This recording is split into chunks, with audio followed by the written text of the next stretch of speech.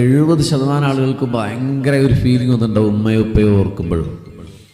അള്ളാഹു മരിച്ചു പോയവരുണ്ടെങ്കിൽ അവർക്കൊക്കെ സ്വർഗം കൊടുക്കണേ അള്ളാഹുവേ, ജന്നാത്തുൽ ഫിർദൗസിൽ കാണാൻ തൗഫീഖ് കൊടുക്കണേ അള്ളാഹുവേ.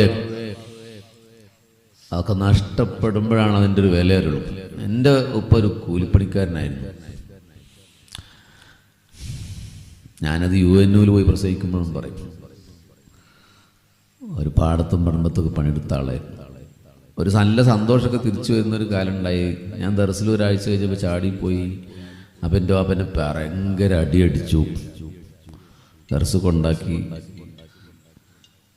അപ്പം ഞാൻ കരുതി ഉപ്പാക്കും ഉമ്മാക്കും നമ്മോട് ഭയങ്കര ദേഷ്യമാണ്.